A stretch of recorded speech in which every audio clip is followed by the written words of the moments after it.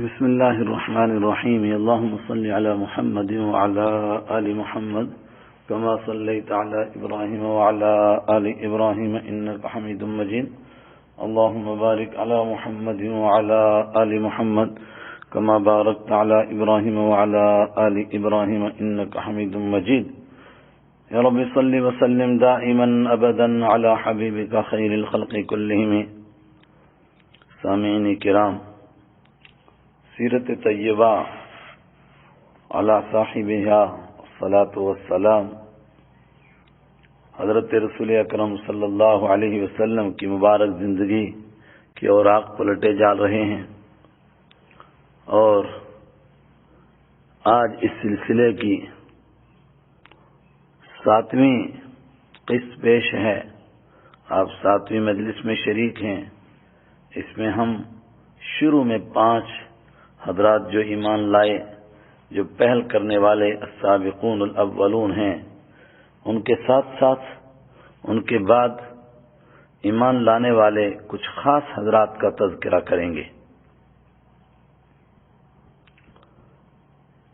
گزشتہ مجلس میں آپ سن چکے کہ حضرت علی رضی اللہ تعالی عنہ، حضرت خدیجہ، حضرت ابو بکر صدیق رضی اللہ تعالی عنہم کی محنت سے کئی حضرات ایمان لائے، مگر میں یہاں ان خوش نصیب لوگوں کا خاص طور سے تفصیل کے ساتھ تذکرہ کرنا مناسب سمجھتا ہوں جن کو خواب یا کسی اور اشارے سے براہ راست اللہ تعالی کی طرف سے دعوت پہنچی اور ایمان نصیب ہوا.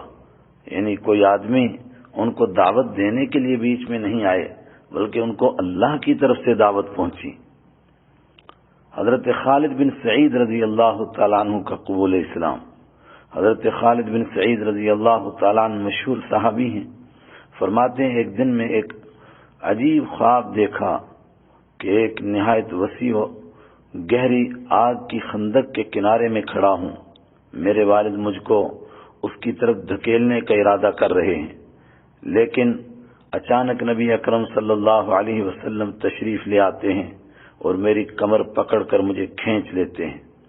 میں نے یہ خواب حضرت ابو بکر صدیق رضی اللہ تعالیٰ عنہ سے بیان کیا.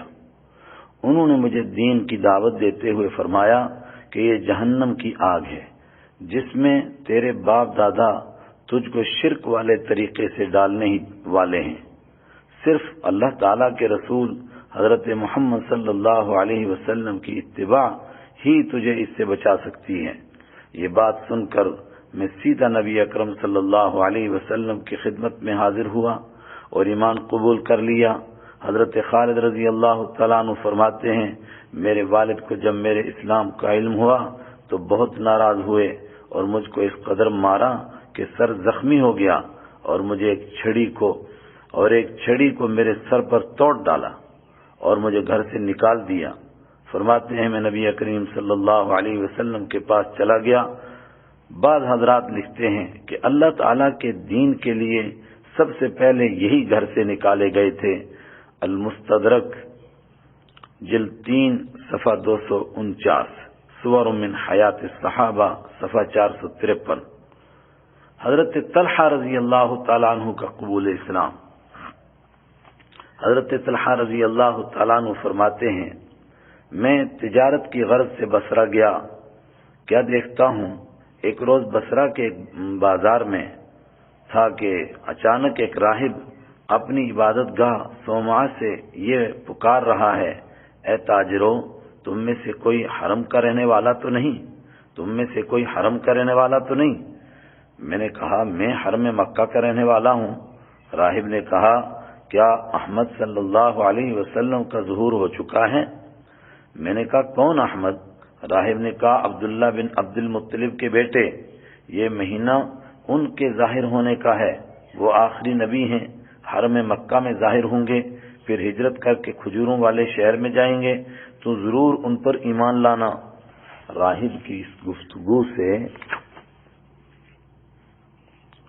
میرے دل میں خاص اثر ہوا. میں فوراً مکہ واپس آیا اور لوگوں سے دریافت کیا کہ کوئی نئی بات تو نہیں پیش آئی. لوگوں نے کہا وہ محمد جو امین کہلاتے تھے، جن کو الصادق کہا جاتا تھا، انہوں نے نبوت کا دعویٰ کیا ہے۔ حضرت ابوبکر صدیق رضی اللہ تعالیٰ عنہ میرے پرانے دوست تھے۔ میں فوراً ان کے پاس گیا اور ان سے پوچھا یہ کیا معاملہ ہے؟ حضرت ابوبکر صدیق رضی اللہ تعالیٰ عنہ مجھ کو رسول اللہ صلی اللہ علیہ وسلم کی خدمت میں لے کر حاضر ہوئے۔ حاضر ہو کر میں نے اپنا پورا قصہ بیان کیا اور اللہ تعالیٰ نے مجھے اپنا دین عطا فرما دیا۔ سور من حیات صحابہ، صفحہ 486۔ حضرت سعد بن ابی وقاص رضی اللہ تعالیٰ عنہ کا قبول اسلام۔ حضرت سعد بن ابی وقاص رضی اللہ عنہ فرماتے ہیں، میں نے اسلام لانے سے 3 روز قبل یہ خواب دیکھا کہ میں ایک شدید اندھیری اور شدید تاریکی میں ہوں۔ تاریکی کی وجہ سے کوئی چیز مجھ کو نظر نہیں آتی۔ اچانک ایک مہتاب طلوع ہوا اور میں اس کے پیچھے ہو لیا۔ دیکھا تو زید بن حارثہ، علی بن ابی طالب اور ابو بکر رضی اللہ عنہم مجھ سے پہلے اس نور کی طرف سبقت کر چکے ہیں۔ آپ کی صلی اللہ علیہ وسلم کی خدمت میں حاضر ہوا اور عرض کیا کہ آپ کس چیز کی دعوت دیتے ہیں؟ آپ صلی اللہ علیہ وسلم نے فرمایا، اللہ تعالیٰ کی وحدانیت اور اپنی رسالت کی طرف لوگوں کو بلاتا ہوں۔ اور حضرت رسول اکرم صلی اللہ علیہ وسلم نے فرمایا، میں اپنے رسول ہونے کی گواہی دیتا ہوں۔ میں نے کہا اشہد ان لا الہ الا اللہ و اشہد ان محمد رسول اللہ۔ اس طرح یہ بھی ایمان میں داخل ہو گئے۔ ان کے علاوہ کچھ ایسے خوش قسمت حضرات بھی ہیں جن کو ایسے لوگوں کے ذریعے ایمان نصیب ہو گیا جو خود بھی مسلمان نہیں تھے۔ 2 قصے ایسے بھی سنتے چلیے۔ حضرت عفیف کندی رضی اللہ تعالیٰ عنہ کا قبول دین۔ حضرت عفیف کندی نبی کریم صلی اللہ علیہ وسلم کے چچا حضرت عباس رضی اللہ تعالیٰ عنہ کے دوست تھے اور عطر کی تجارت کرتے تھے۔ وہ فرماتے ہیں، میں ایک بار حضرت عباس رضی اللہ تعالیٰ عنہ کے ساتھ منی میں تھا کہ ایک شخص آئے اور پہلے نہایت عمدہ طریقے سے وضو فرمایا، پھر نماز کے لیے کھڑے ہو گئے۔ ان کے بعد ایک عورت آئی، اس نے بھی اسی طرح وضو کیا اور پھر نماز کے لیے کھڑی ہو گئی۔ پھر ایک تقریباً 11 سال کا لڑکا آیا، اس نے وضو کیا اور آپ کے برابر نماز کے لیے کھڑا ہو گیا۔ میں نے عباس سے پوچھا، یہ کون ہے اور یہ کیا دین ہے؟ حضرت عباس رضی اللہ عنہ نے کہا، یہ میرے بھتیجے یعنی محمد صلی اللہ علیہ وسلم ہیں اور یہ انہی کا دین ہے جو یہ کہتے ہیں کہ اللہ نے ان کو رسول بنا کر بھیجا ہے، اور یہ لڑکا علی بن طالب بھی میرا بھتیجا ہے جو اس دین کا پیروکار ہے، اور یہ عورت محمد صلی اللہ علیہ وسلم کی بیوی ہیں، یہ لوگ انہی کے طریقے پر ہیں۔ حضرت عفیف کندی فرماتے ہیں، مجھے ان کی یہ باتیں بہت اچھی لگیں، مگر اس وقت میں نے ایمان قبول نہیں کیا۔ پھر کچھ دنوں کے بعد جب اللہ نے مجھے ایمان کی دولت نصیب فرمائی تو مجھے بہت افسوس ہوا کہ کاش میں اس وقت ایمان قبول کر کے ان کے ساتھ چوتھا مسلمان ہو جاتا۔ تاریخ طبری جلد 1 صفحہ 82۔ حضرت جعفر بن ابی طالب رضی اللہ تعالیٰ عنہ کا قبول اسلام۔ ایک دن حضرت علی رضی اللہ تعالیٰ عنہ رسول اکرم صلی اللہ علیہ وسلم کے ساتھ مشغول عبادت تھے۔ حضرت علی رضی اللہ تعالیٰ عنہ آپ کے دائیں جانب تھے۔ اتفاق سے رحمت عالم صلی اللہ علیہ وسلم کے چچا ابو طالب ادھر سے گزرے۔ حضرت جعفر بھی ان کے ہمراہ تھے۔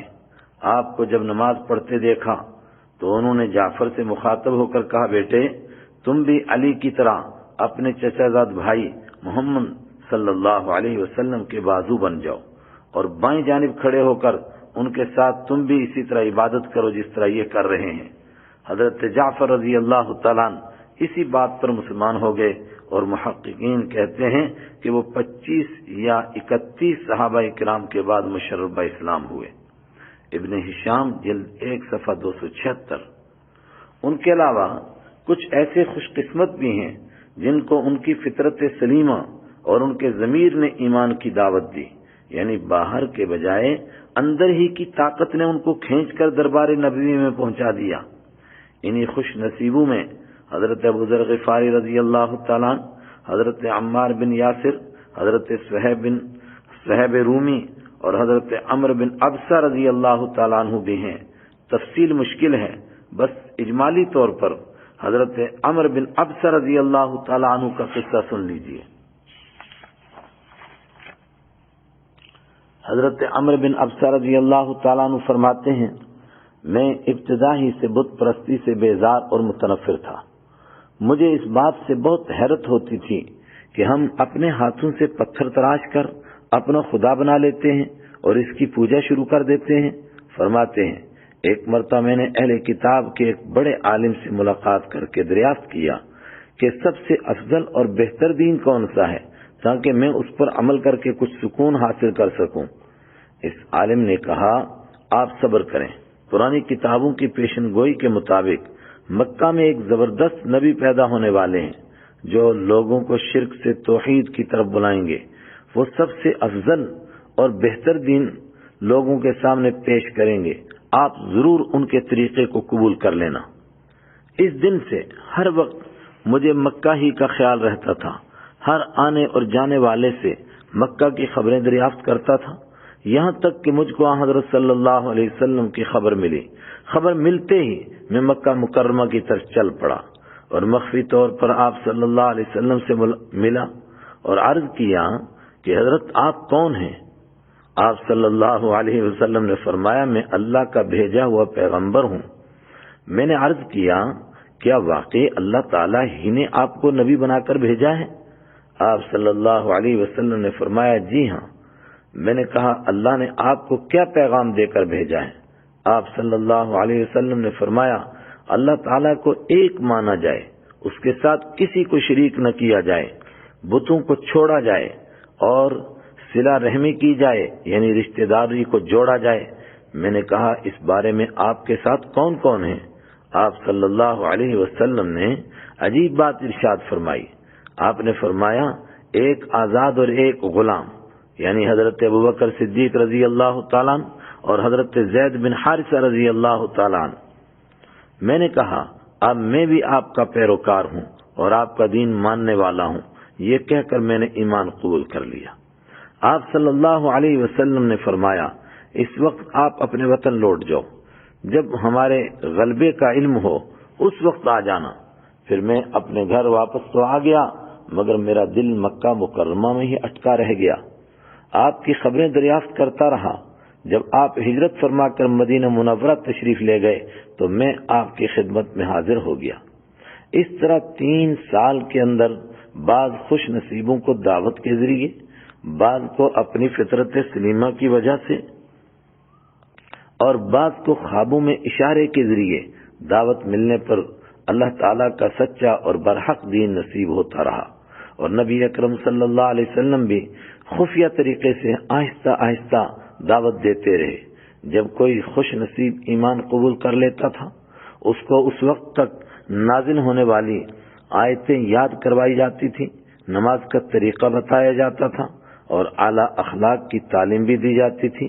اس کے لیے ایک پرانے صحابی حضرت ارقم بن ابی ارقم کا مکان ایک مرکز کے طور پر استعمال ہو رہا تھا، کیونکہ صفا کی چوٹی پر وہ رہتے تھے، جہاں سب کے لیے پہنچنا آسان تھا، اور ان کے مکان میں کشادہ جگہ بھی تھی جہاں سب کے بیٹھنے کی گنجائش تھی۔ سیر الصحابہ جلد 2 صفحہ 242۔ قریش کو سرسری خبر۔ 3 سال تک یہ کام مخفی طور پر کیا گیا، لیکن اس کا یہ مطلب بھی نہیں کہ 3 سال تک مکہ کے لوگوں کو بالکل ہی علم نہیں ہوا، ایسی بات نہیں۔ اس طرح کے بہت سارے واقعات سیرت کی کتابوں میں موجود ہیں جن سے معلوم ہوتا ہے کہ مکہ کے لوگوں کو بطور خاص قریش کو اس محنت اور کوشش کا کچھ نہ کچھ علم ضرور تھا، اور وہ لوگوں کے مسلمان ہونے کو بھی سنتے رہتے تھے، مگر اس کی وجہ سے وہ کوئی بڑی پریشانی محسوس نہیں کر رہے تھے۔ وہ سمجھتے تھے کہ جس طرح اور بہت سارے لوگ اپنے اپنے وقت پر اصلاح کا کام کرتے رہے ہیں، جیسا کہ عمرو بن نفیل اور امیہ ابن ابی سلط وغیرہ کا نام تاریخ میں آتا ہے، ٹھیک اسی طرح یہ بھی کوئی اصلاح کا کام کر رہے ہوں گے۔ اس لیے انہوں نے اس محنت اور تبلیغ سے کوئی بڑی پریشانی محسوس نہیں کی۔ گنتی کے چند واقعات مار پیٹ کے بھی پیش آئے، جیسے کہ پیچھے حضرت خالد بن سعید کا واقعہ گزر چکا ہے۔ ہاں، اس سے ایک چھوٹی سی جماعت تیار ہو گئی جس کے بارے میں اکثر سیرت نگار لکھتے ہیں کہ وہ 40 افراد کے آس پاس تھے۔ ابن ہشام نے 40 لوگوں کے نام بھی بیان کیے ہیں۔ اعلانیہ دعوت اور اعلانیہ اس بات کا اظہار۔ اس طرح 3 سال خفیہ تبلیغ کے بعد سورہ شعراء آیت 214 میں اللہ تعالیٰ کا صاف حکم آ گیا، وَأَنذِرْ عَشِيرَتَكَ الْأَقْرَبِينَ، آپ اپنے قریبی رشتہ داروں کو اللہ تعالیٰ سے ڈرائیے۔ اس حکم کے بعد نبی اکریم صلی اللہ علیہ وسلم نے ایک دن حضرت علی رضی اللہ تعالیٰ عنہ کو حکم دیا کہ بنی ہاشم اور ان کے قریبی رشتہ داروں کو کھانے کی دعوت دو۔ حضرت علی رضی اللہ تعالیٰ عنہ نے دعوت کے لیے سب کو بلا لیا، جس میں تقریباً 40-45 آدمی شریک ہوئے۔ سب نے بڑے شوق سے کھانا تناول کیا، لیکن کھانے کے بعد جب نبی کریم صلی اللہ علیہ وسلم دین کی دعوت کے لیے کھڑے ہوئے تو آپ صلی اللہ علیہ وسلم کے چچا ابو لہب نے ایسا ماحول بنا دیا کہ بات کرنے کا موقع ہی نہیں دیا۔ وہ کہنے لگا، یہ آپ کے چچا اور دوسرے رشتہ دار ہیں، آپ اس طرح کی بات مت کہو جس سے پورا عرب ہمارا دشمن ہو جائے، ہمیں سب سے جھگڑنے کی ہمت نہیں ہے۔ اگر آپ ایسی بات کریں گے تو ہم آپ کا ہاتھ پکڑ لیں گے، اور سب سے پہلے مجھے حق ہے کہ میں آپ کو ایسی بات کرنے سے روک دوں۔ اگر آپ اپنی بات پر قائم رہیں گے تو سارے قریش اور دوسرے قبائل ہم پر ٹوٹ پڑیں گے اور آپ اپنے خاندان کی مصیبت کا ذریعہ بن جائیں گے۔ اس طرح اس موقع پر ابو لہب نے کوئی بات کرنے کا موقع نہیں دیا، یہاں تک کہ ساری مجلس اٹھ گئی۔ کچھ دنوں کے بعد حضرت رسول اکرم صلی اللہ علیہ وسلم نے پھر حضرت علی رضی اللہ تعالیٰ عنہ کو دوسری مرتبہ دعوت کا انتظام کرنے کا حکم فرمایا۔ انہوں نے پھر انتظام کر کے بنو ہاشم اور کچھ دوسرے لوگوں کو بلایا۔ اس مرتبہ بھی بہت سے لوگ شریک ہوئے، جن میں حضرت عباس، حضرت حمزہ وغیرہ خاندان کے مشہور لوگ بھی موجود تھے۔ کھانے کے بعد حضرت رسول اکرم صلی اللہ علیہ وسلم کھڑے ہو گئے۔ بعض روایتوں میں آتا ہے کہ اس مرتبہ پھر ابو لہب نے بٹھانے کی کوشش کی، مگر ابو طالب نے کہا، بھائی بات تو کرنے دو۔ نبی اکرم صلی اللہ علیہ وسلم نے اللہ تعالیٰ کی حمد و ثنا کے بعد فرمایا، قسم بخدا میں تمہاری طرف اللہ کی طرف سے رسول بنا کر بھیجا گیا ہوں۔ تم ضرور موت کے بعد ایسے اٹھو گے جیسے کوئی سو کر اٹھتا ہے، پھر تمہارے اعمال کے اعتبار سے فیصلہ ہوگا، یا تو ہمیشہ ہمیشہ کے لیے جنت کی نعمتیں نصیب ہوں گی یا جہنم کے اندر ڈال دیے جاؤ گے۔ پھر فرمایا، میں تمہارے لیے دین و دنیا کی کامیابی والی چیز لے کر آیا ہوں، اب بتاؤ اس بوجھ کو اٹھانے کے لیے کون میرا ساتھ دے گا؟ یہ بات سنتے ہی سب کو سانپ سونگ گیا، سارے چپ چاپ رہ گئے۔ ابو طالب نے حوصلہ افزائی کی باتیں کی، مگر آخر میں کہا، میں آپ کی حفاظت تو کرتا رہوں گا، لیکن میرا دل عبد المطلب کے دین کو چھوڑنے کے لیے تیار نہیں ہے۔ اچانک ایک کونے میں سے حضرت علی رضی اللہ تعالیٰ عنہ کھڑے ہوئے اور عجیب بات ارشاد فرمایا، اگرچہ میں سب سے چھوٹا ہوں، میری آنکھوں میں درد ہے اور ٹانگیں بھی پتلی دبلی ہیں، مگر میں ضرور آپ کا اس معاملے میں ساتھ دوں گا۔ اس بات پر مجلس برخاست ہو گئی، لیکن سب لوگ حیرانگی سے ایک دوسرے کو دیکھ رہے تھے کہ یہ 12-13 سالہ لڑکا اور محمد صلی اللہ علیہ وسلم دونوں مل کر دنیا کی قسمت بدل دیں گے۔ ابن ہشام جلد 1 صفحہ 278۔ آج کی اس مجلس کا اسی پر اختتام کرتے ہیں۔ وآخر دعوانا ان الحمد للہ رب العالمین۔